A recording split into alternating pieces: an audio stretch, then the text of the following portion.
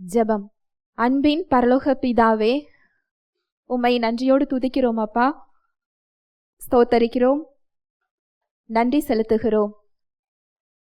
உம்முடைய அன்புக்காக, உம்முடைய கிருபைக்காக, உம்முடைய இரக்கங்களுக்காக நன்றி செலுத்துகிறோம் அப்பா. எங்களை கண்ணின் மணி போல காத்து வருகிறீரே. ஒரு தகப்பன் பிள்ளையை சுமப்பது போல எங்களை சுமந்து கொண்டு செல்லுகிறீரே அப்பா. உமக்கு நன்றி செலுத்துகிறோம். புது புது கிருபையினால் எங்களை சூழ்ந்து கொள்ளுகிறீரே. கால்கள் வலுவாத படிக்கு பாதுகாத்து கொள்கிறீரே அப்பா. நன்றி. எங்களுக்கு என்ன என்ன தேவைகளோ எல்லாவற்றையும் செய்து முடித்திருக்கிறீர். இதை அறிந்து கொள்ளும் போது அந்த விடுதலையை எங்கள் வாழ்வில் பெற்றுக்கொள்ளுகிறோம். சகல சத்தியத்திற்கு நேராக எங்களை வழிநடத்தி கொண்டிருக்கிறீர். தடைகளை, மனக்கடினத்தை இயேசுவின் நாமத்தினாலே அப்புறப்படுத்துகிறேன். சத்தியத்தை அறிந்து கொள்ளக்கூடிய, அதை தாழ்மையாய் ஏற்றுக்கொள்ளக்கூடிய உணர்வுள்ள, தாழ்மையுள்ள இருதயத்தை எங்கள் ஒவ்வொருவருக்கும் நீர் தருகிறதற்காய் நன்றி செலுத்துகிறேன். எங்கள் தேவைகளை நீர் அறிந்திருக்கிறீர். எங்களுடைய கேள்விகள், எங்களுடைய பிரச்சனைகள், ஏக்கங்கள், விருப்பங்கள், அவமானங்கள் எங்களை காட்டிலும் நன்றாக அறிந்திருக்கிறீர். எங்களுக்கு ஏற்ற மன்னாவை தாரும். வார்த்தையாக நீர் கடந்து வருகிறதற்காய் நான் நன்றி செலுத்துகிறேன். உடைய வார்த்தையை நீர் அற்புதங்களினாலும் அடையாளங்களினாலும் உறுதிப்படுத்துகிறதற்காய் நன்றி செலுத்துகிறேன். என் சுயத்தை மறைத்து நீர் வெளிப்படும். இயேசுவின் மூலம் ஜெபிக்கிறேன் நல்ல பிதாவே, ஆமென். Praise the Lord. ஹல்லேலூயா. நன்றி இயேசுவே. இன்றைக்கு நம்ம பார்க்க போறது தேவனை மகிமைப்படுத்துதலை குறித்து நம்ம பார்க்க போறோம். ஏன் அவரை மகிமைப்படுத்தணும், எப்படி அவரை மகிமைப்படுத்த வேண்டும். முதல்ல தேவனை மகிமைப்படுத்துதல்னா என்ன? அவரை போற்றுகிறது, அவரை புகழ்கிறது, அவரை துதிக்கிறது, அவரை உயர்த்துவது. வாழ்க்கையில எல்லா பகுதிகளிலையும் அவருக்கு முதன்மையான இடத்தை கொடுப்பது. இதுதான் அவரை மகிமைப்படுத்துதல். வாசிக்கலாம். வெளிப்படுத்துதல் 4:11. கர்த்தாவே, தேவரீர் மகிமையையும் கனத்தையும் வல்லமையையும் பெற்றுக்கொள்ளுகிறதற்கு பாத்திரராயிருக்கிறீர். நீரே சகலத்தையும் சிருஷ்டித்தீர். உம்முடைய சித்தத்தினாலே அவைகள் உண்டாயிருக்கிறவைகளும் சிருஷ்டிக்கப்பட்டவைகளுமாயிருக்கிறது என்றார்கள்.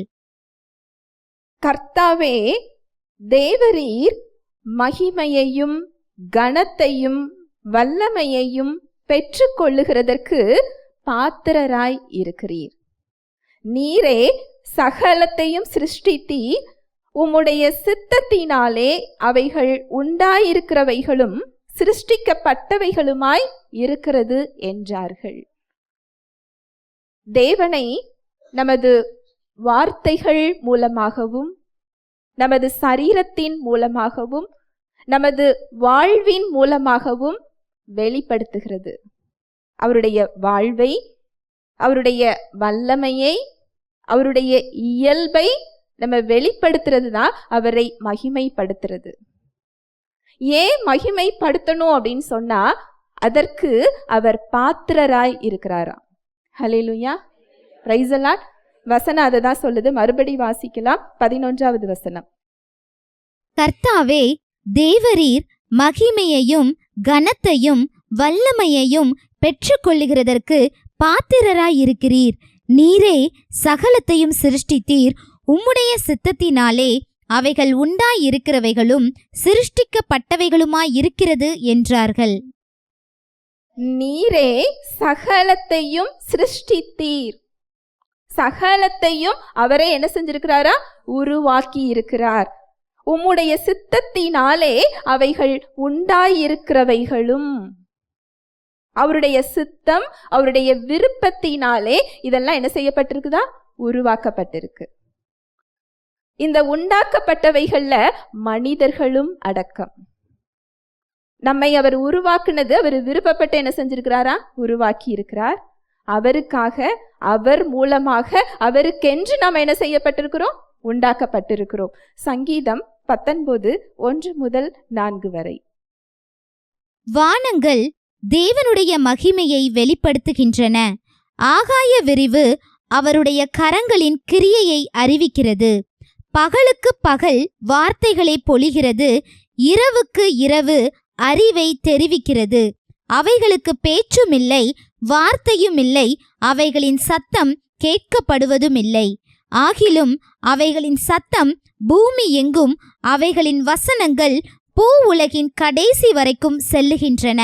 அவைகளில் சூரியனுக்கு ஒரு கூடாரத்தை ஸ்தாபித்தார். அவர் படைத்த மற்ற படைப்புகள், வானங்கள், அவருடைய கைகளின் கிரியைகள் அவர் என்ன செய்தா? மகிமைப்படுத்துதான். அவருடைய மகத்துவத்தையும் அவருடைய வல்லமையையும் அவருடைய ஆற்றலையும் அது என்ன செய்தா? பறைசாற்றி கொண்டிருக்கிறது. நீங்க இறங்கி அப்படி நடந்து போனீங்கன்னா, ஒரு பூ அழகா இருக்கு அப்படின்னு சொன்னா அது தேவனை என்ன செஞ்சுக்கிட்டு இருக்கு? மகிமைப்படுத்திக்கிட்டு இருக்கு. அவர் படைத்த விதத்தை, அவருடைய ஆற்றலை அது என்ன செஞ்சுக்கிட்டு இருக்கு? மகிமைப்படுத்தி கொண்டிருக்கிறது. இயற்கையாக உண்டாக்கப்பட்ட எதையெல்லாம் ரசிக்கிறீர்களோ அது ஒவ்வொன்றும் தேவனுடைய மகத்துவத்தையும் வல்லமையையும் என்ன செஞ்சுக்கிட்டு இருக்கு? பறைசாற்றி கொண்டிருக்கிறது, மகிமைப்படுத்தி கொண்டிருக்கிறது. அவரது படைப்பாகிய நாம் தேவனை மகிமைப்படுத்துகிறோமா? நம்முடைய வார்த்தைகள் மூலமாக, நம்முடைய செயல்களின் மூலமாக, நம்முடைய சரீரத்தின் மூலமாக, நம்முடைய வாழ்வின் மூலமாக அவரை வெளிப்படுத்துகிறோமா? அதுதான் அவர் என்ன செய்யுமா? மகிமைப்படுத்தும். ஏன் தேவனை மகிமைப்படுத்தணும் அப்படின்னு சொன்னா, அந்த மகிமைக்கு அவர் எப்படிப்பட்டவரா இருக்கிறாரா? தகுதியுள்ளவராய் இருக்கிறார். அவர் நம்ம என்ன செஞ்சிருக்கிறார்? படைத்திருக்கிறார். ஓனர்ஷிப் அவரோட கையில என்ன செஞ்சுக்கிட்டு இருக்கு? இருந்து கொண்டிருக்கிறது.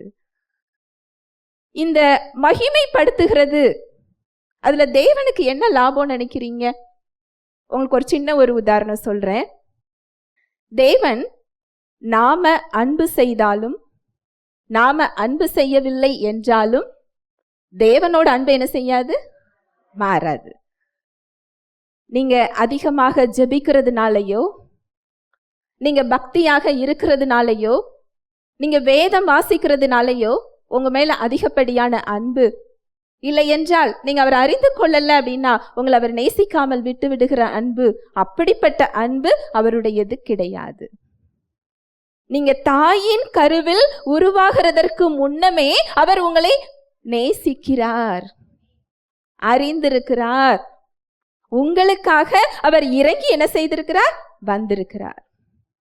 அவருடைய அன்பை நம்ம மனிதர்களோட அன்பு போல, நம்முடைய அன்பு போல நம்ம என்ன செஞ்சுக்கிட்டு இருக்கிறோம்? பார்த்து கொண்டிருக்கிறோம். அவருடைய அன்பு மனிதர்களின் அன்பு போல் கிடையாது. அது நிபந்தனையற்ற அன்பு, அது மாறாத ஒரு அன்பு. நாம அவரை தேடி போகவில்லை என்றாலும், நாம் அவரை அறிந்திருக்கவில்லை என்றாலும் அவர் அன்பாகவே இருக்கிறார். ஆனா நாம் அவரை அறிந்து கொள்ளவில்லை என்றால், அவருடைய அன்பை நாம் அறிந்து கொள்ளவில்லை என்றால் அவர் மாற மாட்டார், அவருடைய அன்பு மாறாது. ஆனா நாம் என்ன செஞ்சிருவோம்? மாறிவிடுவோம். உங்களுக்கு புரியுதா?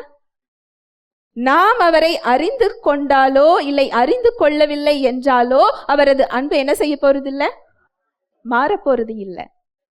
ரட்சிக்கப்பட்ட ஒருவருக்காகவும் அவர் ரத்தம் சிந்தி இருக்கிறார். ரட்சிக்கப்படாத அநேகருக்காகவும் அவர் என்ன செஞ்சிருக்கிறார்? ரத்தம் சிந்தி இருக்கிறார். அவருடைய அன்பு என்ன செய்யல? மாறல.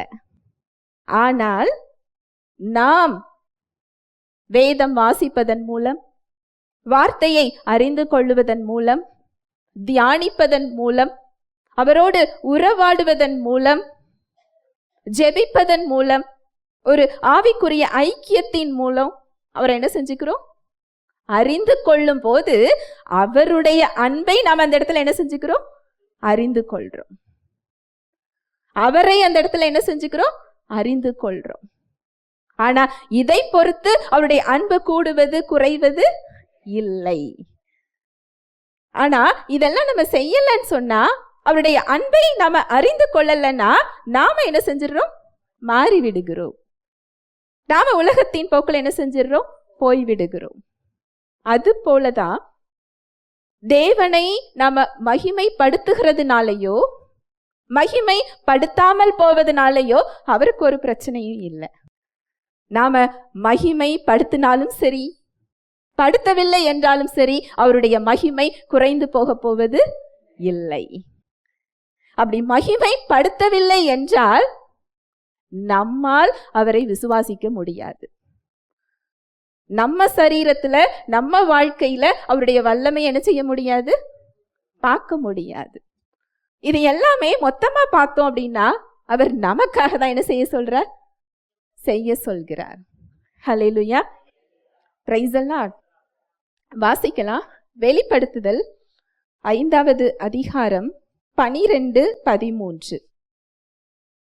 அவர்களும் மகா சத்தமிட்டு, அடிக்கப்பட்ட ஆட்டுக்குட்டியானவர் வல்லமையையும் ஐஸ்வர்யத்தையும் ஞானத்தையும் பலத்தையும் கனத்தையும் மகிமையையும் ஸ்தோத்திரத்தையும் பெற்றுக்கொள்ள பாத்திரராயிருக்கிறார் என்று சொன்னார்கள்.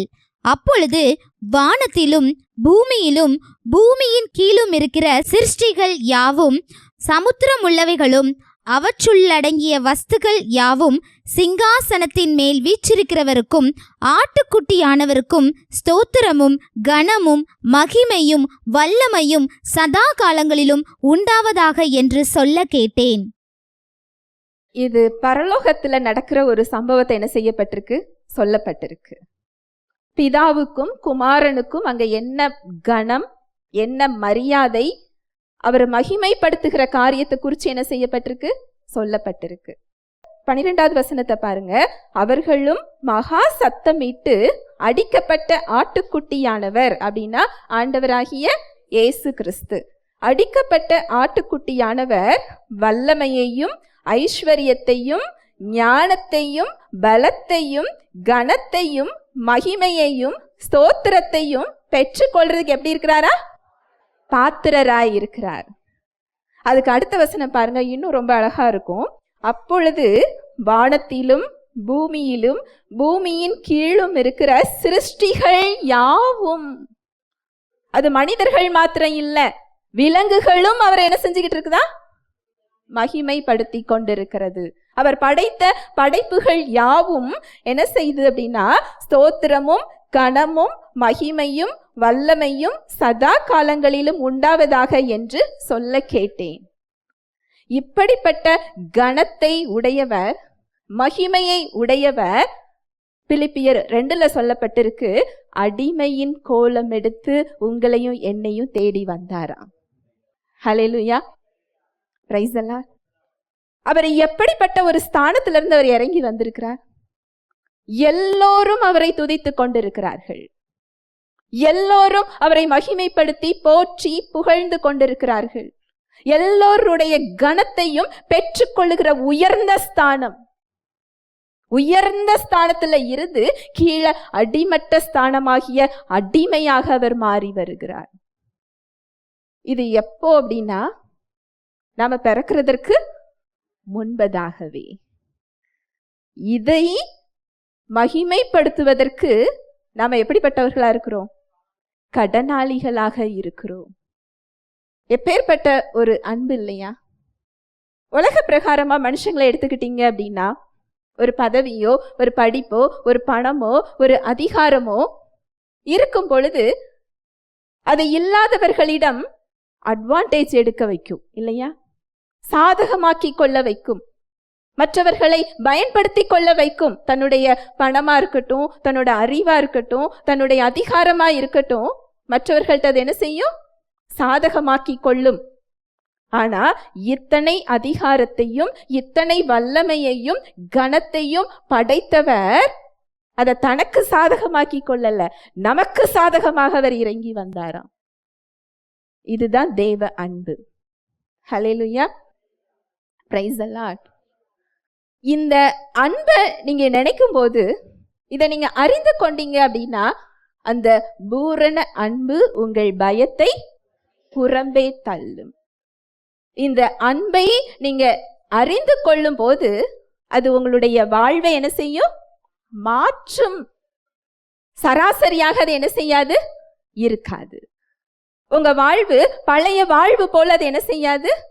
இருக்காது. நிச்சயமா இருக்காது. என்னோட சாட்சி அது. இந்த சத்தியத்தை அறிந்து கொள்ளும் போது ஒரு சுகம் தேடி அறிந்து கொண்டேன். சத்தியம் தெரியும் பொழுது மனதினுள் ஒரு ஏக்கம், ஒரு கவலை, ஒரு வருத்தம், இது இன்னும் மக்களுக்கு என்ன செய்யல? தெரியலையே. அவர் ஊழியத்துக்கு அழைக்கிறார். நான் இருக்கின்ற சூழ்நிலையோ ஊழியம் செய்ய முடியாத ஒரு சூழ்நிலை. அதுக்குரிய திறமையும் என்கிட்ட கிடையாது, சூழ்நிலையும் கிடையாது. உம்முடைய அழைப்பிற்குள் நான் வந்தால் நான் மாறணும். நான் என்னோட ஸ்டைல்ல இருந்தே என்ன செஞ்சு வரணும்? மாறி வரணும். நான் மட்டும் இல்லை, என் குடும்பமே என்ன செய்யணும்? மாறணும். என் வாழ்க்கை மாறும். இது என்னால முடியுமா? ஒரு பெரிய கேள்விக்குறி. ஆனா அந்த அன்பை அறிய அறிய அறிய அது இந்த இடத்துல கொண்டு வந்து என்னை நிறுத்தி இருக்கிறது. ஹல்லேலூயா, பிரைஸ் தி லார்ட். எந்த கட்டாயமும் இல்லை. ஆனா அந்த அன்பு, என் நாடுகளை மேய்ப்பாயா என்கின்ற குரல், பேதுரு சொன்ன மாதிரி அந்த குரலை காதால் கேட்ட பிறகு எப்படி அது செய்யாமல் இருக்க முடியும்? இந்த அன்பை அறிந்து கொண்டால் நிச்சயமாக ஒரு விசுவாசியால் உலகத்தோடு ஒத்து வாழ முடியாது. ஹல்லேலூயா, பிரைஸ் தி லார்ட். இதை நீங்க அறிந்து கொள்ளும் போது உங்களால அவரை மகிமைப்படுத்தாமல் இருக்க முடியாது. நாம மகிமைப்படுத்துகிறதுனால அவருக்கு ஒரு பெரிய கிரீடம், நாம மகிமைப்படுத்தாததுனால அந்த கிரீடம் இறங்கி போறதெல்லாம் கிடையாது. மகிமைப்படுத்தினால் நாம் இன்னும் அவருடைய உறவுக்குள்ள நெருக்கமா என்ன செய்ய முடியும்? போக முடியும். எப்பேற்பட்ட ஒரு சூழ்நிலையாக இருந்தாலும் அவரை விசுவாசித்து ஒரு ஜெயம் கொள்ளுகிற ஒரு வாழ்வை என்ன செய்ய முடியும்? வாழ முடியும். இது ஏன் மகிமைப்படுத்தணும்? இவ்வளவு நேரம் பார்த்தோம். எப்படி மகிமைப்படுத்தணும்? ஒருவரை உங்களுக்கு ரொம்ப பிடிச்சிருக்கு, அவரை நீங்க எப்படி உயர்த்தி வச்சு பார்ப்பீங்க?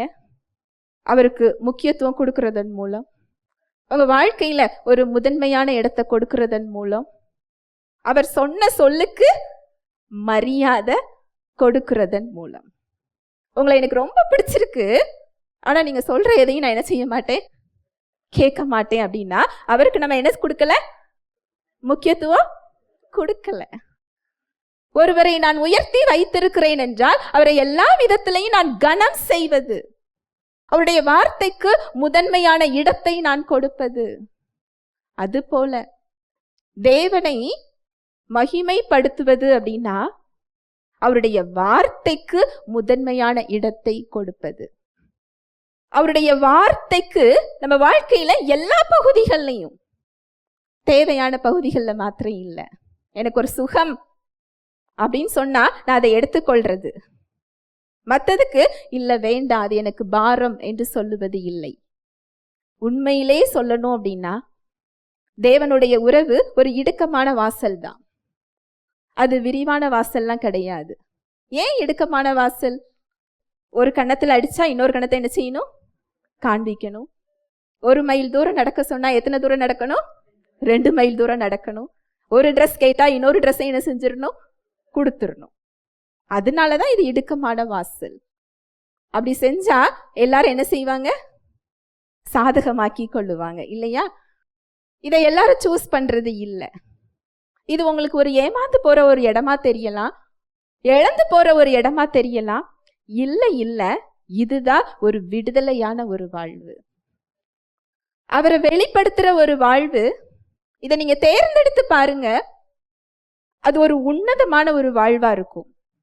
அவருடைய வாழ்வு, வல்லமை, இயல்பு அதெல்லாம் வெளிப்படுற ஒரு இடமா அது இருக்கும்.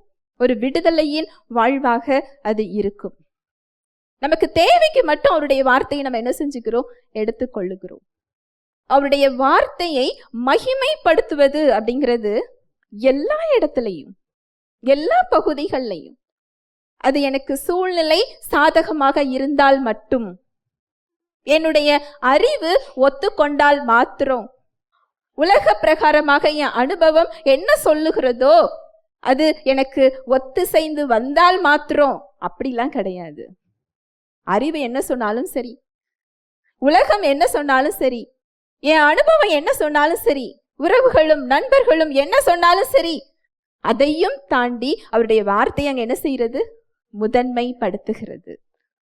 அதுதான் அவரை மகிமைப்படுத்துறது. விசுவாசிகளின் தகப்பனாகிய ஆபிரகாம் இதை தான் செய்தார். பார்க்கலாம், ரோமர் 4 அதிகாரம் 19, 20, 21. அவன் விசுவாசத்திலே பலவீனமாய் இருக்கவில்லை. அவன் ஏறக்குறைய 100 வயதுள்ளவனாய் இருக்கும்போது தன் சரீரம் செத்து போனதையும் சாராளுடைய கர்ப்பம் செத்து போனதையும் எண்ணாதிருந்தான். தேவனுடைய வாக்குத்தத்தத்தை குறித்து அவன் அவ்விசுவாசமாய் சந்தேகப்படாமல் தேவன் வாக்குத்தத்தம் பண்ணினதை நிறைவேற்ற வல்லவராய் இருக்கிறார் என்று முழு நிச்சயமாய் நம்பி தேவனை மகிமைப்படுத்தி விசுவாசத்தில் வல்லவனானான். ஆபிரகாம் விசுவாசத்துல எப்படி வல்லவராக மாறியிருந்தாரா? அந்த வசனம் சொல்லுது பாருங்க, 19வது வசனம். அவர் விசுவாசத்தில் பலவீனமாய் இருக்கவில்லை. அவர் ஏறக்குறைய 100 வயது உள்ளவராய் இருக்கும் போது தன் சரீரம் செத்து போனதையும் சாராளுடைய கர்ப்பம் செத்து போனதையும் இங்க என்ன செய்யாம இருந்தாரா? எண்ணாதிருந்தார். பார்க்காதிருந்தாருன்னு என்ன செய்யல, சொல்லல. ஏன்னா அவருடைய கண்கள் அதை என்ன செய்யும்? பார்க்கும். சரீரம் செத்து போனதையும் சாராளுடைய கர்ப்பம் செத்து போனதையும் சிந்தனைக்கு அது வரும். வந்தாலும் அவர் அதை தங்க அனுமதிக்கவில்லை. எண்ணங்கள் வரும். மாறாக அந்த பலவீனமான எண்ணம், அந்த உலக அனுபவம், உலக அறிவு, அவர் கூட இருக்கிற மக்கள் சொல்லுகிறது, இது எல்லாம் அவருடைய சிந்தனைக்கு சென்றாலும் அவர் எதை எண்ணினார் அப்படின்னு போட்டிருக்கு பாருங்க. தேவனுடைய வாக்கு தத்தத்தை குறித்து அவர் அவிசுவாசமாய் சந்தேகப்படாமல் தேவன் வாக்கு தத்தம் பண்ணினதை நிறைவேற்ற வல்லவராய் இருக்கிறார் என்று முழு நிச்சயமாய் நம்பி தேவனை மகிமைப்படுத்தி. அவருக்கு என்ன வார்த்தை கொடுக்கப்பட்டிருந்தது? உன்னுடைய சந்ததியை வானத்து நட்சத்திரத்தை போலவும் பூமியின் தூளை போலவும் பெருக பண்ணுவேன். இது ஒரு பக்கம் இருக்குது, தேவன் கொடுத்த வார்த்தை. இன்னொரு பக்கம் என்ன இருக்கு? அவருடைய சரீரம் செத்து போயிட்டு, அவருடைய மனைவியின் கர்ப்பம் என்ன செஞ்சிட்டு? செத்து போயிட்டு. அவருடைய உறவினர்கள் எல்லாம் அவருக்கு குழந்தை இல்லைன்னு என்ன செய்யறாங்க? சொல்றாங்க. ஒரு குழந்தையை எடுத்து என்ன செய்ய? வளர்த்துக்கொள். அந்த அறிவுரை அவருக்கு என்ன செஞ்சிருப்பாங்க? கொடுத்திருப்பாங்க. இதுக்கு மேல பெருகிறதற்கு என்ன இல்லை? வாய்ப்பே கிடையாது. இது உலகம் சொல்லுகின்ற ஒரு தகவல். இந்த இடத்துல தேவன் சொல்லுகின்ற வாக்கு தத்தம். இந்த ரெண்டுல அவர் எதை உயர்த்தினார்? தேவனுடைய வார்த்தை. அவருடைய வாக்கு தத்தத்தை குறித்து அவர் அவிசுவாசமாய் சந்தேகப்படாமல், வாக்கு தத்தம் பண்ணினவர் அதை நிறைவேற்ற வல்லமையுள்ளவர் என்பதை முழு நிச்சயமாய் நம்பி தேவனை மகிமைப்படுத்தி. ஈசாக்கு பிறந்த பிறகு தேவனை மகிமைப்படுத்தினாரா? இல்ல. சரீரம் செத்து போயிருக்கும் போது, அவருடைய மனைவியின் கர்ப்பம் செத்து போயிருக்கும் போது தேவனுக்கு அவர் என்ன செய்யறாரா? மகிமைப்படுத்துறாரா. அதனாலதான் ஆபிரகாம் பெற்றுக்கொள்றதுக்கும் நம்ம பெற்றுக்கொள்றதுக்கும் வித்தியாசம் அதனாலதான் வருது. சரீரம் செத்து போயிருக்கும் போது அவர் என்ன செய்யறாரா? மகிமைப்படுத்துகிறார். என்ன மகிமைப்படுத்தி இருக்க முடியும்? இதுக்கு மத்தியில எனக்கு அவர் வார்த்தை என்ன செய்திருக்கிறார்? கொடுத்திருக்கிறார். அவருடைய வல்லமையை தன்னோட சிந்தனைக்கு அவர் நினைவு கூர்ந்திருக்க முடியும். அவருடைய நன்மைகளையும் அவருடைய அன்பையும், அந்த ஊர் அப்படிங்கிற தேசத்திலிருந்து என்னை வெளியே கொண்டு வந்தவர் இதுவரை என்னை கைவிடவில்லை.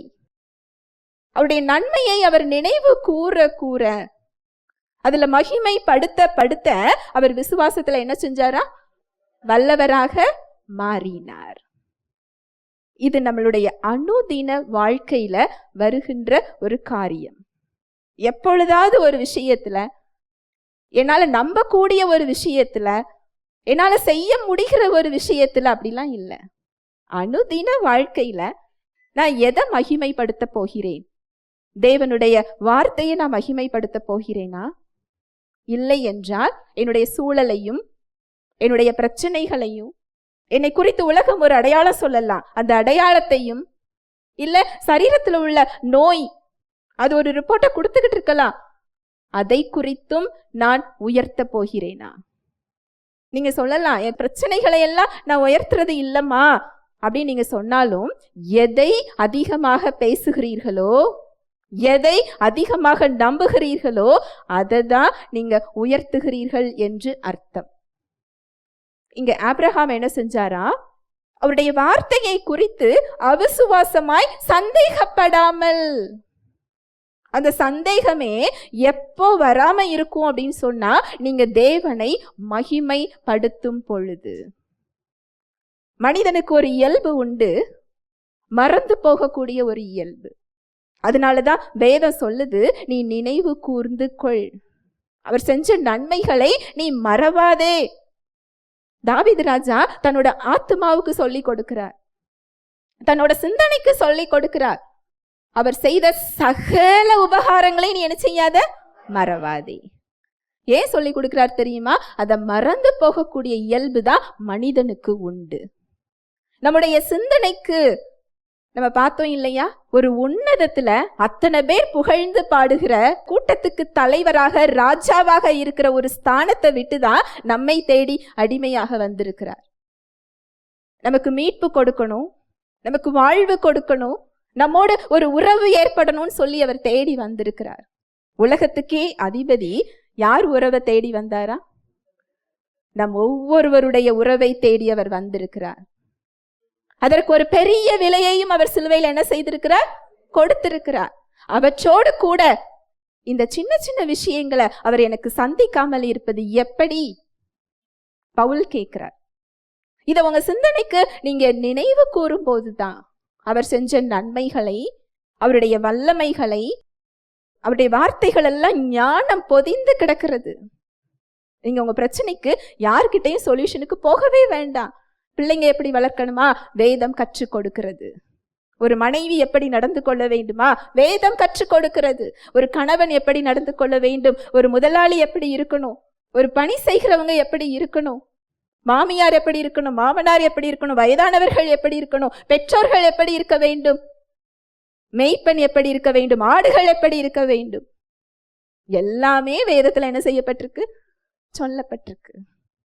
ஹல்லேலூயா, பிரைஸ் தி லார்ட். இதை நம்ம அறிந்து நினைவு கூறதான் நம்மளால அந்த இடத்துல விசுவாசத்துல வல்லவர்களா என்ன செய்ய முடியும்? மாற முடியும். இந்த மகிமைப்படுத்துறது அப்படிங்கிறதுக்கு கிரேக்க மொழியில உயர்த்துறது அப்படின்னு சொல்லி சொல்லப்பட்டிருக்கு.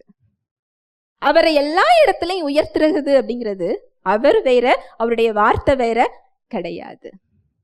இதே காரியம் இன்னொரு விதமா இருக்குது. எபிரேயர் 12:2 பார்க்கலாம். அவர் தமக்கு முன் வைத்திருந்த சந்தோஷத்தின் பொருட்டு அவமானத்தை எண்ணாமல் சிலுவையை சகித்து தேவனுடைய சிங்காசனத்தின் வலது பாரிசத்தில் வீற்றிருக்கிறார். அவர் தமக்கு முன் வைத்திருந்த சந்தோஷத்தின் பொருட்டு அவமானத்தை எண்ணாமல், அதாவது அவருக்கு அவமானம் அங்கு இருந்தது, அதுதான் இதுக்கு அர்த்தம். அவர் அவ்வளோ பெரிய ஸ்தானத்தை விட்டு இறங்கி வந்தது அவமானப்படுறதுக்கு தான் என்ன செஞ்சிருக்கிறார்? வந்திருக்கிறார். ஒதுக்கப்படுறதற்கு, அவமானப்படுகிறதற்கு, நமக்கு பதில் மரணத்தை ஏற்றுக்கொள்வதற்கு, புறக்கணிக்கப்படுவதற்கு, அசட்டை பண்ணப்படுவதற்கு, ஆக்கினைகளை ஏற்றுக்கொள்வதற்கு, அதற்காகவே தான் அவர் இறங்கி என்ன செய்தார்? வந்தார். அந்த அவமானம் இருந்தது, அது அவர் என்ன செய்யலையா? எண்ணலையா? எப்படி ஆபிரகாம் அவருடைய பலவீனத்தை எண்ணாமல் இருந்தாரோ, இயேசு கிறிஸ்து அவமானத்தை என்ன செய்யலையா? எண்ணல. எண்ணாமல் அவருக்கு முன்னாடி இருந்த சந்தோஷத்தை அவர் எண்ணினார். என்ன சந்தோஷம்? நீங்களும் நானும் தேவனுடைய பிள்ளைகளாக என்ன செய்ய போறோம்? மாறப்போகிறோம். அவருடைய உறவிற்குள் வரப்போகிறோம். நாம் மீட்கப்பட போகிறோம். இத அங்க இயேசு கிறிஸ்து உயர்த்தி பார்க்கிறார். இத அவர் மேக்னிஃபை பண்றாரு. அதை உயர்த்தினதால் தான் இன்னொரு விஷயம் அவருக்கு பாதிப்பாக என்ன செய்யல தெரியல. உங்களுக்கு இன்னும் புரியும்படி நான் சொல்றேன். ஒரு பலவீனத்தின் மத்தியில டாக்டருடைய ரிப்போர்ட், இதுல சுகம் பெற முடியாது அப்படின்னு சொல்லி உங்களுக்கு சொல்லப்பட்டாச்சு. இந்த இடத்துல அது உண்மையா இருக்கலாம், அந்த பலவீனம் உண்மையா இருக்கலாம். நம்முடைய அறிவு இந்த நோய் வந்தா அது இப்படிதான் இருக்கும், இதோட முடிவு இதுதான் அப்படின்னு சொல்லி நம்மளுடைய அறிவை என்ன செய்யலாம், சொல்லலாம். இது எதுவுமே பொய் கிடையாது. ஆனால் இயேசு கிறிஸ்து எனக்காக என்னுடைய பாவங்களை அவர் சுமந்து கொண்டிருக்கிறார், என்னுடைய நோய்களை அவர் சுமந்து கொண்டார். அவருடைய இரத்தத்தினால் நான் கழுவப்பட்டிருக்கிறேன், மீட்கப்பட்டிருக்கிறேன். எனக்கு சமாதானத்தை உண்டு பண்ணும் ஆக்கினை அவர் ஏற்றுக்கொண்டிருக்கிறார். அவருடைய தழும்புகளால் நான் சுகமானேன். அவரை மரித்தோரிலிருந்து எழுப்பின ஆவியானவர் எனக்குள் இருக்கிறார் அப்படிங்கிறத நீங்க விசுவாசித்து அதுல நீங்க உயர்த்தும் பொழுது அந்த நோய், அந்த மரணம் உங்களை மேற்கொள்ள முடியாது. அது எப்பேற்பட்ட நோயா இருந்தாலும் சரி, நீங்க எதை உயர்த்துகிறீர்கள்ங்கிறத பொறுத்துதான். அதற்கு அந்த இடத்துல நம்ம என்ன செய்யறோம், இடம் கொடுக்கிறோம். அந்த நோய் நம்ம கிட்ட இருக்கிறதுக்கு என்ன கிடையாது, அதிகாரம் கிடையாது. சாத்தானுடைய அதிகாரம் உரிந்து கொள்ளப்பட்டு வெளியரங்கமான கோலமாக்கி சிலுவையிலே அவைகளின் மீது என்ன செஞ்சாரா, வெற்றி சிறந்திருக்கிறார். வெளியரங்கமான கோலம் ஆக்கப்பட்டாச்சு. எதை நாம உயர்த்துறோம்? நேத்து ஒரு சகோதரி ரொம்ப அழகா ஒரு சாட்சி சொன்னாங்க. கேன்சரால பாதிக்கப்பட்ட ஒரு சகோதரி சத்தியத்தை கேட்குறாங்க. சத்தியத்தை கேட்டு கேன்சர் இல்லை அப்படிங்கிற ஒரு இடத்துக்கு அவங்க வந்துட்டாங்க. ஆண்டவருடைய தயவுனால, கிருபையினால. அடுத்து அவங்க செக் பண்ணணும், போய் ரிப்போர்ட் வாங்கணும். கேன்சர் இல்லைங்கிற ரிப்போர்ட் அவங்க என்ன செய்யணும், பார்க்கணும். ஆனா அவங்களுடைய உடம்புல கேன்சர் இருந்தால் என்ன அறிகுறிகள் இருக்குமோ அத்தனை அறிகுறிகளும் அவங்களுக்கு வருது. போய் ஸ்கேன் பண்ண போறாங்க. ஒரு டாக்டர் இல்லை, நிறைய முறை ஸ்கேன் பண்ண வேண்டியது இருக்குது. அந்த வலிகள், அந்த அறிகுறிகள் கேன்சர் இருக்கிற மாதிரியே அவங்களுக்கு என்ன செய்யுது, இருக்குது. ஆனா அந்த இடத்துல சத்தியம் என்ன சொல்லுகிறது? அவருடைய வாழ்வு எனக்குள்ள செயல்படுகிறது. அவங்க போன வாரம் அந்த சனி ஞாயிறு எடுத்த சத்தியத்தெல்லாம் கேட்டிருக்கிறாங்க. பலங்கொண்டு திடமனதாயிருங்கள், உங்க இருதயத்தை பலப்படுத்தி கொள்ளுங்கள். நாவின் அதிகாரம், உங்க முன்னாடி மரணமும் இருக்கு, ஜீவனும் இருக்கு. எதை தேர்ந்தெடுக்க போறீங்க? இதெல்லாம் கேட்கும் பொழுது அது அவங்கள வார்த்தைக்கு நேராக திருப்புகிறது. அவர் செஞ்ச செயல்கள் அவங்க நினைவுக்கு வருது. அந்த இடத்துல அந்த வலியை காட்டிலும் அவரது வார்த்தையை அவங்க என்ன செய்யறாங்க, உயர்த்துறாங்க. கேன்சர் இல்லைங்கிற ரிப்போர்ட்டையும் அவங்க என்ன செய்யறாங்க, பார்க்கறாங்க. ரொம்ப நல்லா இருந்தது அவங்களுடைய சாட்சி. டாக்டர் கேன்சர் இல்லைன்னு முதல்ல சொல்லிட்டாரு. ஆனா அவங்களுக்கு என்ன அறிகுறிகள் இருக்க வேண்டுமோ அத்தனை அறிகுறிகளும் அவங்களுக்கு என்ன செய்யுது, வருது. இந்த அசுத்தாவி பிடிச்ச ஒரு சிறுவனை அந்த சிறுவனுடைய தந்தை ஏசு கிறிஸ்து கிட்ட கூட்டிட்டு வருவார். ஏசு கிறிஸ்து அதிகாரத்தை பயன்படுத்தி அதை என்ன செய்கிறார், அப்புறப்படுத்துகிறார். அப்புறப்படுத்தின உடனே அந்த பையன் செத்தவன் போல என்ன செஞ்சானா, கிடந்தான். ஒரு மொழிபெயர்ப்புல போடப்பட்டிருக்கும் 1 மணி நேரம். சுத்தி இருந்த கூட்டத்துக்கு அதை பார்க்க எப்படி இருக்கும்? அதுக்கு முன்னாடி நடந்ததையும் அவங்க பார்த்தாங்க. அந்த அசுத்தாவி அவனுக்குள்ள இருக்கும்போது அது நுர தள்ளுது, அது அலக்களிக்குது, அது தண்ணியில தள்ளுது, தீயில அது என்ன செய்யுது, தள்ளுது. இத பார்த்து விட்டு ஏசு கிறிஸ்து அதட்டின உடனே செத்தவன் போல் அந்த பையன் என்ன செஞ்சிடறான், கிடக்குறான். அதுல 2 பேருக்கு தான் உண்மை தெரியும். யாருக்கெல்லாம் அப்படின்னா, ஆண்டவராகிய ஏசு கிறிஸ்துவுக்கு, அந்த அசுத்த ஆவிக்கு. வேற யாருக்கும் என்ன தெரியாது, உண்மை தெரியாது. செத்தவன் போல கூட்டம் நினைக்கும், செத்து போயிட்டானோ, இந்த அற்புதம் இங்க நடைபெறலையோ. கூட்டம் அப்படிதான் என்ன செஞ்சிருக்கும், நினைச்சிருக்கும். அந்த அசுத்தாவிக்கு தெரியும், படைத்தவர் அங்க ஒரு ஆணையிட்டு விட்டார். இந்த இடத்துல இருக்கிறதுக்கு உனக்கு என்ன கிடையாது, அதிகாரம் கிடையாது. இதுக்கு மேல அந்த ஆவியால் அந்த இடத்துல என்ன செய்ய முடியாது, இருக்க முடியாது. ஆனால் போகிறதற்கு முன்னால் ஒரு அலைக்கழிப்பு, அலைக்கழிச்சிட்டு தான் அது அந்த இடத்த விட்டு என்ன செய்யுது, போகுது. அது போலதான் சகோதரியின் சாட்சி. உள்ள கேன்சர் என்ன செஞ்சுட்டு சரியாயிட்டு, ஆனா போறதுக்கு முன்னாடி அந்த உடம்புல அவன் என்ன கொடுக்குறான்? பயத்தை கொடுக்குறான். உனக்கு இன்னும் அது என்ன செய்யல? போகல. அதே மாதிரி வலிக்குது.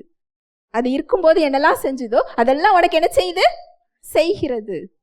அந்த அலைக்கழிப்புக்கு மத்தியில நாம் எதை உயர்த்த போகிறோம்? அவருடைய வார்த்தையை நான் உயர்த்த போகிறேனா, என்னோட அனுபவத்தையும் என்னுடைய உணர்வுகளையும் என்னுடைய அறிகுறிகளையும் நான் உயர்த்த போகிறேனா? அதை தான் நான் மகிமைப்படுத்துகிறேன். அந்த உணர்வுகளை பொருட்படுத்தாம, நான் உணர்கின்றது உண்மைதான், அது பொய் கிடையாது. உடம்புல வலி இருந்தா நம்மளால அதை என்ன செய்ய முடியும்? உணர முடியும், அது உண்மை. ஆனா நீங்க தேவனை அந்த இடத்துல மகிமைப்படுத்தும் போது, அவர் வார்த்தையை நீங்க உயர்த்தும் பொழுது, நீங்க உணர்ந்துகிட்டு இருக்கிற உண்மை இல்லாமல் போய்விடும். ஏன்னா அது உங்க சரீரத்துல உங்க வாழ்க்கையில இருக்கிறதுக்கு அதுக்கு என்ன கிடையாது? அதிகாரமே கிடையாது. இந்த வெளிச்சம் உங்களுக்கு எப்ப புரியும்னா, நீங்க தேவனை மகிமைப்படுத்த தான் இந்த வெளிச்சம் உங்களுக்கு புரியும். இல்லை என்றால் உங்களுடைய பிரச்சனை உங்களுக்கு பெரிதாக தெரியும்.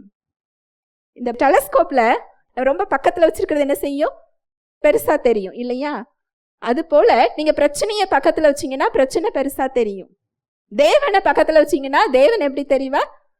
பெருசா தெரிவார். எதை நீங்க வைக்கிறீங்க அப்படிங்கிறது தான். இது நம்மளுடைய சாய்ஸ் தான். தேவ மனிதர்கள் ஒவ்வொருவரும் இதை செஞ்சிருக்கிறாங்க. பார்க்கலாம். மார்க் 6வது அதிகாரம் 41வது வசனம்.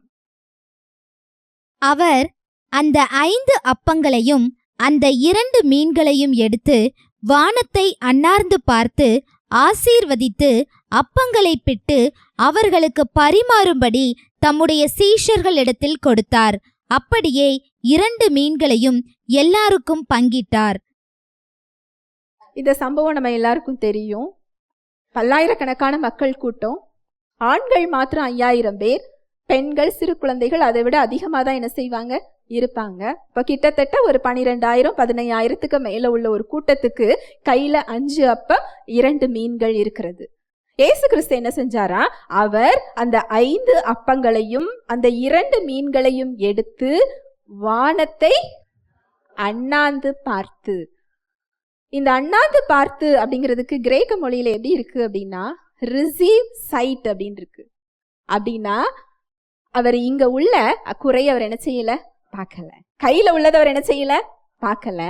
அந்த 15,000க்கு மேல உள்ள கூட்டத்தை அவர் என்ன செய்யல? பார்க்கல. சீஷர்களை பார்க்கல. சீஷர்கிட்ட கேட்கிறாரு, பிலிப்புட்ட கேட்கிறாரு, இவங்களுக்கு நான் உணவு கொடுக்கணுமே அப்படிங்கிறாரு. உடனே பிலிப்பு பர்ஸை திறந்து என்ன செய்யறாரு? பார்க்கிறாரு. கையில என்கிட்ட என்னதான் இருக்குது? இவ்வளவுதான் இருக்குது. இவ்வளோ பெரிய கூட்டத்துக்கு நான் என்ன செய்ய முடியும்? எங்க போய் நான் அப்பங்களை வாங்குவது? கையில உள்ள பணத்தையும் கூட்டத்தையும் பார்க்கிறார். ஆனா இயேசு கிறிஸ்து சீஷர்களையும் பார்க்கல, கையில உள்ள அந்த குறைஞ்ச மீனையும் பார்க்கல, அப்பத்தை பார்க்கல, அவர் கூட்டத்தையும் பார்க்கல. அவர் எதை பார்க்கிறாரா? வானத்தை பார்க்கிறார். அங்க தேவனுடைய வல்லமையை அங்கு பார்க்கிறார். ஒரு ரகசியம் சொல்றேன். தேவனுடைய வல்லமை இந்த உலகத்துல உள்ள லிமிட்டேஷனால தடுக்கப்பட முடியாது. லிமிட்டேஷன் அப்படிங்கிறது ஒரு எல்லை. மனிதனுக்கு இந்த உலகத்துக்கு ஒரு லிமிட் தான். அதுக்கு மேல என்ன செய்ய முடியாது? செயல்பட முடியாது. இந்த எல்லை, இந்த வரைமுறை தேவனை கட்டுப்படுத்த முடியாது. இது அவரை தடுத்து நிறுத்த முடியாது. அங்க எகிப்துல ராணுவ வீரர்களும் பார்வோனும் இஸ்ரவேல் மக்கள் வசமா மாட்டிக்கிட்டாங்கன்னு நினைக்கிறாங்க. ஆனா அந்த இடத்துல கொண்டு போய் விட்டதே யாருதான்? தேவன். ஏன் கொண்டு போய் விட்டாரு? அந்த பார்வோனுடைய ரதங்களாலும் இராணுவத்தினராலும் நான் இன்று மகிமைப்பட போகிறேன். உடனே இந்த நோயை எனக்கு தேவன் தான் கொடுத்திருக்கிறாருன்னு என்ன செய்யாதீங்க, தயவு செஞ்சு நினைக்காதீங்க. அது அறியாமையினால் சாத்தானால் வஞ்சிக்கப்பட்ட ஒரு உபதேசம். தேவன் நோயை என்ன செய்யல? கொடுக்கவில்லை. அவர் சிலுவையில் சுமந்த எதையும் நீங்கள் சுமக்க வேண்டிய அவசியம் இல்லை. இடுக்கமான வாசல் அப்படின்னா அவருக்காக நீங்க அவமானப்பட வேண்டியது இருக்கும். அவருக்காக உங்க விருப்பத்தை விட்டு கொடுக்க வேண்டியது இருக்கும். அவருக்காக நீங்க புறக்கணிக்கப்பட வேண்டியது இருக்கும், அடிக்கப்பட வேண்டியது இருக்கும். ரோமர்கள் காலத்துல அப்போஸ்தலர்கள் இரத்த சாட்சியா மரிச்சாங்க. அந்த இடத்துக்கு நாம இன்னும் என்ன செய்யல? வரல. இருக்கிற இடத்துல அவமானப்பட வேண்டியது இருக்கும். இதுதான் சிலுவை. இருக்கிற இடத்துல ஒரு பிரிவை பார்க்க வேண்டியது இருக்கும். இதை ஏற்றுக்கொள்ளாதவர்கள் உங்க பக்கத்துல என்ன செய்ய முடியாது? இருக்க முடியாது. இதுதான் சிலுவையே தவிர நோயோ, சாபமோ, பாவமோ, கட்டுகளோ, இருளின் அதிகாரமோ நீங்க சுமக்க வேண்டிய அவசியம் இல்லை. அதை நீங்க சுமந்தீங்கன்னா அது தேவனை மகிமைப்படுத்தாது. ஏனென்றால் குமாரன் எங்க இருக்கிறாரோ அங்க என்ன உண்டு? விடுதலை உண்டு. உங்களுக்குள்ள யார் இருக்கிறா? ஆவியானவர் இருக்கிறார். கிறிஸ்துவை மரித்தோர்ந்து எழுப்பின வல்லமையுள்ள ஆவியானவர் உங்களுக்குள் இருக்கும் போது அந்த இடத்துல இருளுக்கு அதிகாரம் இல்லை. அதுல அந்த வல்லமை வெளிப்படுகிறது தான் தேவன் என்ன செய்யும்? மகிமைப்படுத்தும். இது தேவன் அனுமதிச்சிருக்கிறார், என்ன செய்யாதீங்க, ஏற்றுக்கொள்ளாதீங்க. அங்க பார்வோன் மூலமாகவும் அவருடைய இராணுவத்தினர் மூலமாகவும் நான் மகிமைப்படுவேன் சொல்லி அங்க கொண்டு போய் விடுறாரு. அந்த செங்கடல் தேவன் செயல்படுவதை தடுக்க முடிஞ்சுதா? இல்ல. அந்த காலத்துல எகிப்து உலகத்திலேயே நம்பர் 1 நாடு, இராணுவத்துல ஒரு பெரிய நாடு. பார்வோன் சின்ன ராஜாலாம் கிடையாது, உலகத்திலேயே ஒரு பெரிய ராஜா அவர். அவரால தேவன் செயல்படுவதை தடுக்க முடிஞ்சுதா? இல்ல. அது எது அவங்களை அடைத்து போட்டதுன்னு சொல்லி சொன்னாரோ அதுவே அங்க பிரிச்சு அவர்களுக்கு என்ன கொடுக்குது? வழி விடுகிறது. இவங்கெல்லாம் நடந்து போறாங்க, இவங்களை விரட்டி வர்றவங்க ரதங்களை வச்சிருக்கிறாங்க, ஆயுதங்களை வச்சிருக்கிறாங்க. அவர்களை இஸ்ரவேல் மக்களை எது வழிவிட்டதோ அந்த வழிவிட்ட அந்த பொருளே இவர்களை அழித்து போடுகிறது. கர்த்தர் யுத்தத்தில் வல்லவர், அவர் பராக்கிரமம் உள்ளவர். எதையும் எப்படியும் அவரால் என்ன செய்ய முடியும்? மாற்ற முடியும். இல்லாததை உருவாக்க முடியும், இருக்கிறத இல்லாமல் போக செய்ய முடியும். ஒன்னே ஒண்ணு, அந்த சூழ்நிலையில எதை நீங்க உயர்த்தி பாக்குறீங்க? சாத்தான் கொடுக்கிற குறைவுகளையும் பிரச்சனைகளையும் அவன் திருட வருகின்ற அந்த காரியங்களையும் நீங்க உயர்த்துறீங்களா? அந்த சூழ்நிலையில அவர் வார்த்தை என்ன கொடுத்திருக்கிறதோ, அவர் என்ன கொடுத்திருக்கிறாரோ அதை உயர்த்துறீங்களா? இங்க இயேசு கிறிஸ்து வானத்தை அண்ணார்ந்து பார்த்து தேவனுடைய வல்லமை இந்த குறைவுகளால் என்ன செய்ய முடியாது? தடுக்கப்பட முடியாது. அந்த ஆவிக்குரிய காரியத்தை பார்க்கிறார். நீங்க தேவனை மகிமைப்படுத்தும் பொழுது என்ன நடக்கும் அப்படின்னா, பிரச்சனைக்கு மத்தியில அவர் வார்த்தையில் உள்ள வெளிச்சத்தை உங்களால் விசுவாசிக்க முடியும். விசுவாசிக்கும் பொழுது நீங்க தரிசித்து நடக்காமல் விசுவாசித்து நீங்க என்ன செய்ய முடியும்? நடக்க முடியும். அதன்படி நடக்கதான் நாம அழைக்கப்பட்டிருக்கிறோம். தரிசிச்சு நடக்க நம்ம என்ன செய்யப்படல? அழைக்கப்படல. உலகம் அப்படி நடக்கலாம், நாம் அதற்கு அழைக்கப்பட்டவர்கள் இல்லை. எப்போ நம்மளால தரிசிச்சு நடக்காம விசுவாசித்து நடக்க முடியும் அப்படின்னு சொன்னா, எல்லா காரியங்கள்லையும் எல்லா இடங்கள்லையும் எப்பொழுதும் அவரை மகிமைப்படுத்துகிற ஒரு அனுபவத்திற்குள்ள வரும் பொழுது. பிரச்சனையில நான் எதமா மகிமைப்படுத்துறது நீங்க கேட்கலாம். அவர் செஞ்ச நன்மைகள் ஏராளம் ஏராளம். அவர் இறங்கி வந்ததே ஒரு பெரிய நன்மை தான். அவர் நமக்கு செஞ்சிருக்கிற மீட்பு அதை விட பெரிய ஒரு நன்மை. அவர் நம்மை தனியே விடவில்லை. இந்த பிரச்சனைக்கு மத்தியில் என்னோடு கூட இருக்கிறார். இந்த பிரச்சனைய நான் தனியா நான் சமாளிக்கல, என் சார்பில் அவர் செயல்பட்டு கொண்டிருக்கிறார். இது போதாதா நன்றி சொல்றதற்கு? இது போதாதா அவரை மகிமைப்படுத்துவதற்கு? இதை உங்க சிந்தனைகளுக்குள்ள நீங்க கொடுக்கும் பொழுது உங்களால் அவரை அந்த சூழ்நிலையில் விசுவாசிக்க முடியும். மறுபடியும் நான் சொல்றேன், நீங்க விசுவாசித்தாலும் விசுவாசிக்கவில்லை என்றாலும் அவர் உங்கள் சார்பில் தான் நின்று கொண்டிருக்கிறார். நம்ம விசுவாசிக்கவில்லை என்றால் அதில் அவரை நம்ம தடுத்து விடுகிறோம், அந்த வெளிச்சத்தை தவற விடுகிறோம். இதுதான் ஒரு வசனம் சொல்லுது, ரோமர் 1:21. அவர்கள் தேவனை அறிந்தும் அவரை தேவன் என்று மகிமைப்படுத்தாமலும் ஸ்தோத்தரியாமலும் இருந்து தங்கள் சிந்தனைகளினாலே வீணரானார்கள். உணர்வில்லாத அவர்களுடைய இருதயம் இருளடைந்தது. அவர்கள் தேவனை அறிந்தும் அவரை தேவனென்று மகிமைப்படுத்தாமலும் ஸ்தோத்தரியாமலும் இருந்து எங்க வீணரா போனாங்களா? வெளியே இல்ல, எங்க? சிந்தனையில. அப்படி சிந்தனையில வீணரா போகும் பொழுதே இருதயம் என்ன செஞ்சிருது? இருளடையுது. அப்போ இருதயம் வெளிச்சத்தை பெறணும்னா இதை ரிவர்ஸ்ல பண்ணணும். என்ன பண்ணணும்? அவரை மகிமைப்படுத்தி அவரை ஸ்தோத்தரிக்கும் போது நம்முடைய சிந்தனை ஆவியின் சிந்தனையாக மாறும்.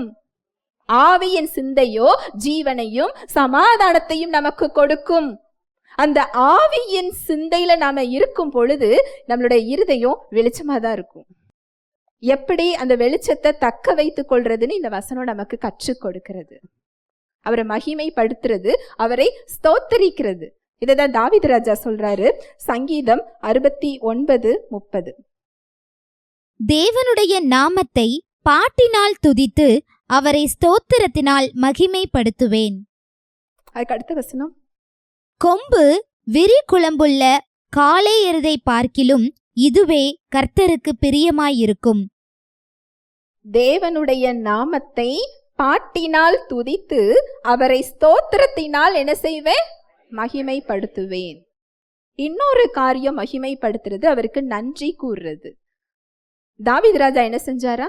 நன்றி கூறினாரா.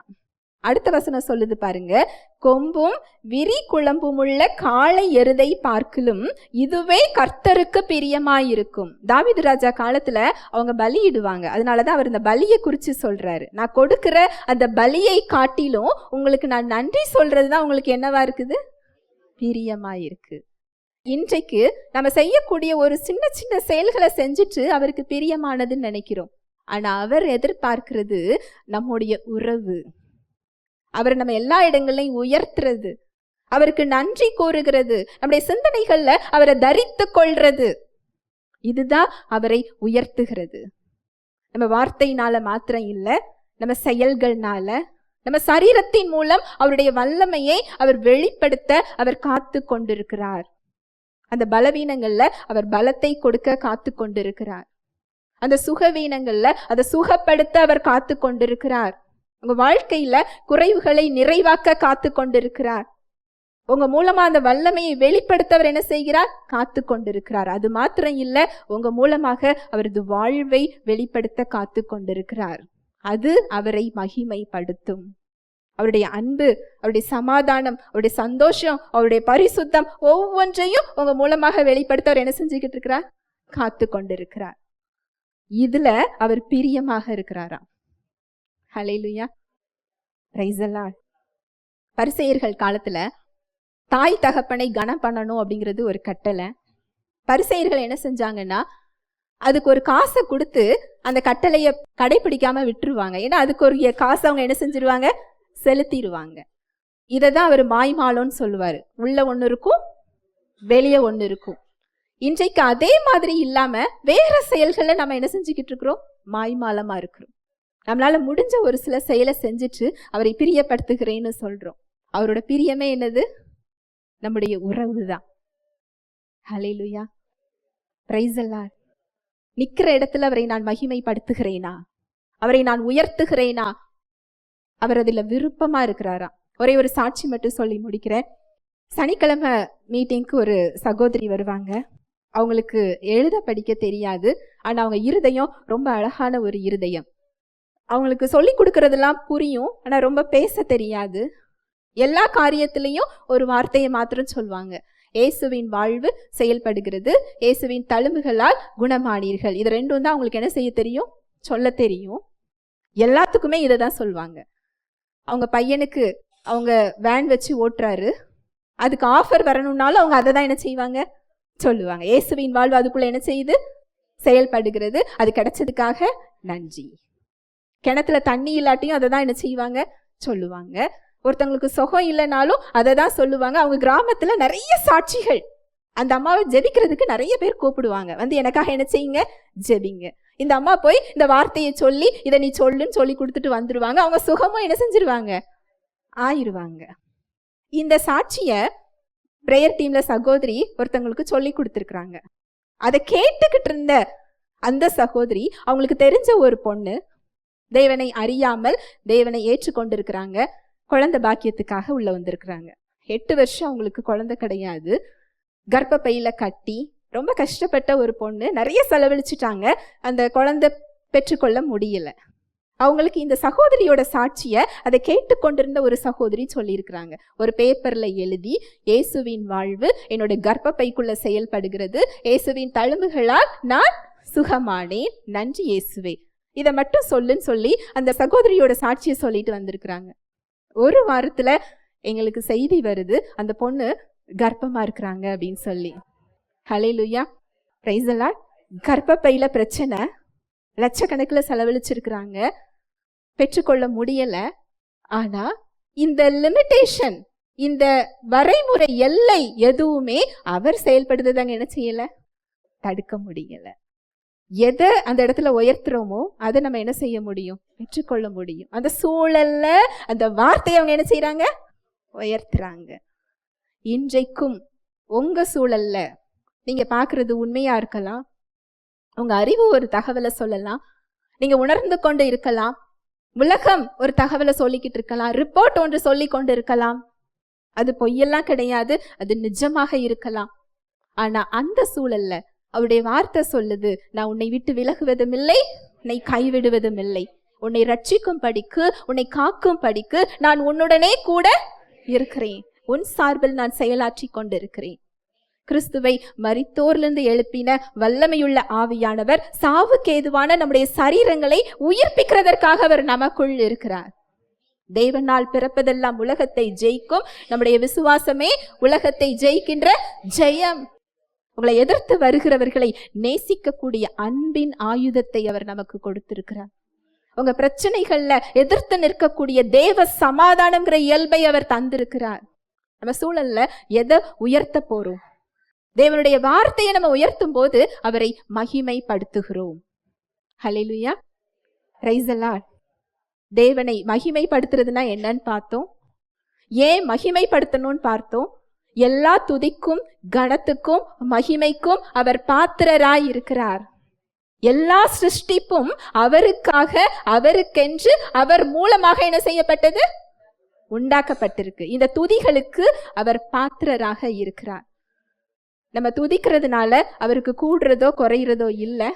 துதிக்கும் பொழுது நாம் அவருடைய வல்லமையை நம்ம வாழ்க்கையில் என்ன செய்ய முடியும், பார்க்க முடியும். அவருடைய உறவுக்குள் நெருக்கமா செல்ல முடியும், விசுவாசிக்க முடியும். அந்த பிரச்சனை இல்லை, அவரை இறுக்கமாக என்ன செய்ய முடியும், பிடித்து கொள்ள முடியும். எப்படி துதிக்கணுங்கிறத பார்த்தோம். அவர் வேற, அவர் வார்த்தை வேற கிடையாது. அவர் வார்த்தை என்ன சொல்லுகிறதோ ஒவ்வொரு சூழல்கள்லையும், உங்களுக்கு தேவையான பகுதியை மட்டும் எடுக்காதீங்க, எல்லா பகுதிகள்லையும் அவர் வார்த்தை என்ன சொல்லுது, கிறிஸ்துவுக்குள் நீங்கள் நீதிமான்னு சொல்லுது. நீங்க எந்த இடத்துல இருந்தாலும் அந்த வார்த்தைகளை நீங்க அதை உயர்த்தும் பொழுது அதில் தேவன் மகிமைப்படுகிறார். அதுல அவருடைய வல்லமையை பார்க்க முடியும், அவருடைய வாழ்வை பார்க்க முடியும், அவர் மகிமைப்படுகிறத நீங்க என்ன செய்ய முடியும், பார்க்க முடியும். ஜெபிக்கலாம். அன்பின் தகப்பனே, உம்மை நன்றியோடு துதிக்கிறோம் அப்பா, ஸ்தோத்தரிக்கிறோம், நன்றி செலுத்துகிறோம். உம்முடைய அன்புக்காக, உம்முடைய கிருபைக்காக, உம்முடைய இரக்கங்களுக்காக நன்றி செலுத்துகிறோம் அப்பா. உம்முடைய கிருபை பெரியது, உம்முடைய இரக்கம் மகா பெரியது தகப்பனே. நன்றி ராஜா, நீர் துதிக்கு பாத்திரராய் இருக்கிறீர். உமக்கென்று சர்வமும் படைக்கப்பட்டிருக்கிறது. உம்மை கொண்டும் உமக்கென்றும் உமக்காகவும் நாங்கள் படைக்கப்பட்டிருக்கிறோம். மகிமைப்படுத்துகிறதுங்கிறது எங்க வார்த்தைகள்னால நாங்க பேசுகிறது மாத்திரம் இல்லை, எங்க வாழ்க்கையில எல்லா பகுதிகள்லையும் எங்க வார்த்தையின் மூலமாகவும், எங்கள் செயல்கள் மூலமாகவும், எங்கள் சரீரத்தின் மூலமாகவும், எங்கள் வாழ்வின் மூலமாகவும் உம்மை வெளிப்படுத்துவது, உம்மை உயர்த்துவது, உம்மை முதன்மைப்படுத்துவது, உம்மை கனப்படுத்துவது, உம்முடைய வார்த்தைக்கு எங்கள் வாழ்வில் எல்லா பகுதிகளிலும் முதலிடம் கொடுப்பது. இன்று நாங்கள் தீர்மானம் எடுக்கிறோம். நாங்கள் முதன்மைப்படுத்துகிறோம் என்று சொல்லி ஒரு சில காரியங்களில் உமக்கு முதன்மைப்படுத்தி மற்ற காரியங்களில் எங்கள் ஞானத்தை நாங்கள் வைத்துக் கொண்டிருக்கிறோம், எங்கள் அறிவை நாங்கள் வைத்துக் கொண்டிருக்கிறோம், எங்கள் சுயநலத்தை நாங்கள் வைத்துக் கொண்டிருக்கிறோம். அந்த இடங்களை நாங்கள் உம்மிடத்தில் ஒப்புக் கொடுக்கிறோம், தாழ்மையாய் ஒப்புக் கொடுக்கிறோம் ராஜா. அப்படியே வார்த்தை எங்களை சீர்படுத்த, எங்களை ஸ்திரப்படுத்த, எங்களை பலப்படுத்த எங்களை நாங்கள் தாழ்த்துகிறோம். வந்திருக்கிற ஒவ்வொருவரையும் உடைய கரத்தில் தருகிறேன். என்ன தேவையில வந்தாங்களோ அவங்களுக்கு ஏற்ற மன்னாவை நீர் கொடுத்ததற்காக நன்றி. அவர்களோடு நீர் பேசியதற்காக, இடைப்பட்டதற்காக நன்றி செலுத்துகிறேன். உடைய வார்த்தையை உயர்த்த நீர் கற்றுக் கொடுத்திருக்கிறீரப்பா.